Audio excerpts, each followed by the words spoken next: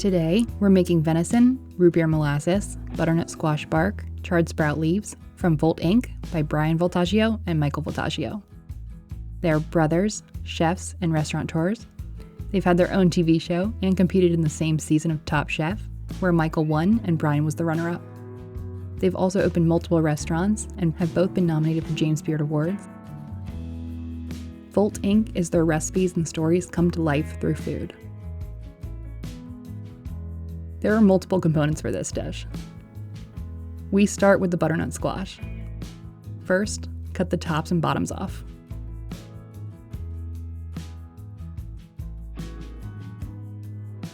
Then, cut them in half. The recipe suggests to peel before, but we found it easier to peel after cutting them in half. Simply scoop out the seeds, then peel.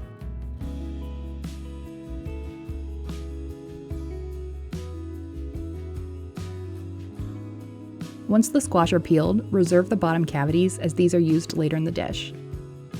Cube the rest to fit in your juicer.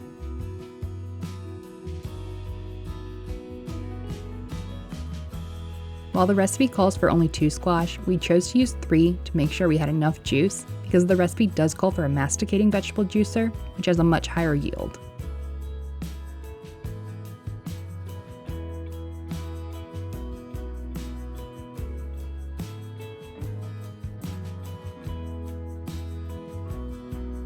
Now, we're going to cut the bottom cavities crosswise into 8 pieces each.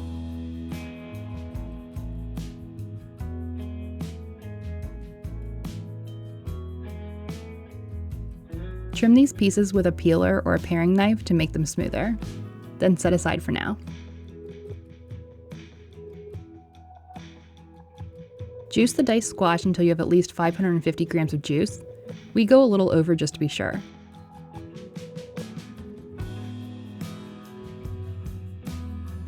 Add the juice to a saucepan and bring to a boil until reduced by 1/3. We actually used a kitchen scale with a pan on it to measure the entire weight periodically to stay accurate on this part. Once reduced, strain through a sieve and measure out 300 grams. Let this cool to room temperature. In a blender on low speed, add the melted dextrin, confectioner's sugar, and gelling gum until fully combined. Melted dextrin is typically used in cooking to turn oils into powders, but in this case it's adding volume, and alongside confectioner's sugar, it's reducing the gel hardness because of its sugar content.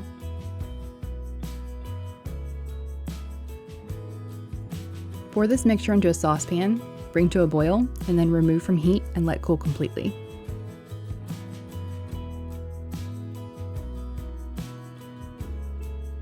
Using an offset spatula, break up the squash gel in the bowl, then transfer to a blender and blend until smooth.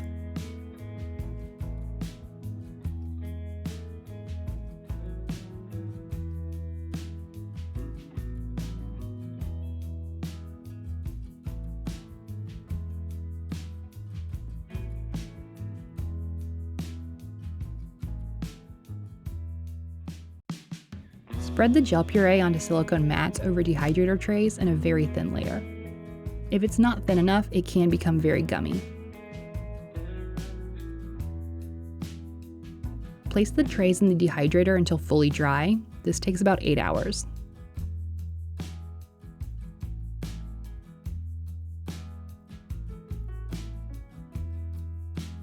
Remove the trays from the dehydrator and let them dry for about 20 minutes or until the puree is very brittle. Break the pieces up into somewhat organic shapes to resemble tree bark. Fry the pieces until crispy, which takes only about 5 seconds each. As soon as you remove from frying, lightly season with sea salt and shape if desired. Now for the Laurel Molasses, combine the glucose, lemon juice, root beer, bay leaf, and a cinnamon stick, and mix well.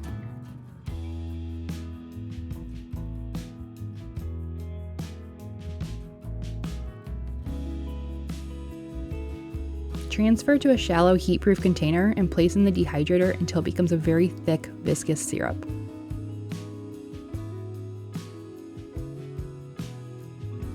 Once thickened, strain the molasses through a sieve and set aside at room temperature.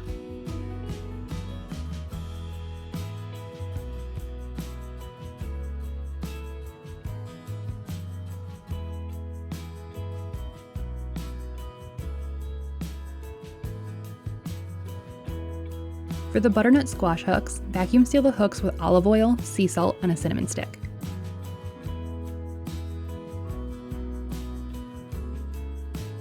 Add to a water bath for 30 minutes, then remove and ice bath immediately.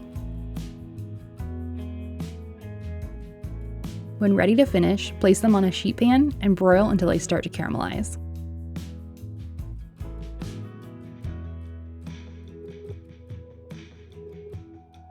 For the charred sprouts, cut the stems off and pull off the large outer leaves.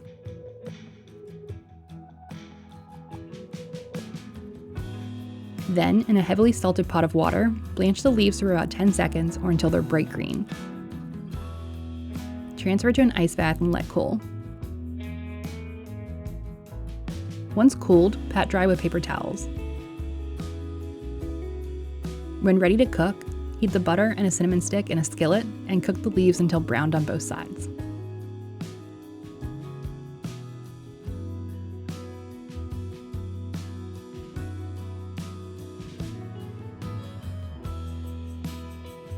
For the venison, start by dividing the molasses in half and coating each piece before putting in a vacuum seal bag.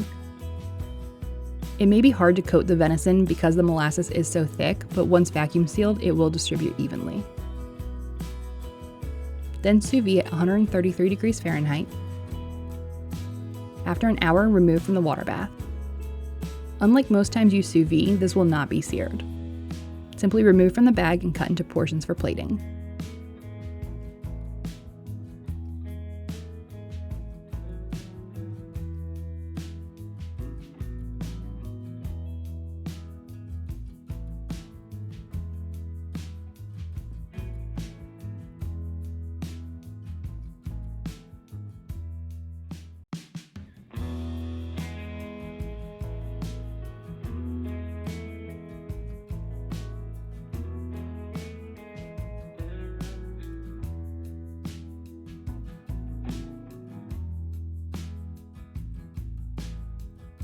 Now for the forks. As expected, with a cookbook of this level, the dish has a great balance of flavors and texture. The cinnamon was not as prominent as we had assumed it would be, and the butternut bark is a perfect way to add crunch and salt to this dish. The recipe may seem intimidating, but is actually an amazing stepping stone into more intricate dishes for the average home cook. As always, the recipe will be in the description box below. And don't forget, if you liked this video, give it a thumbs up and be sure to subscribe so you don't miss the next one.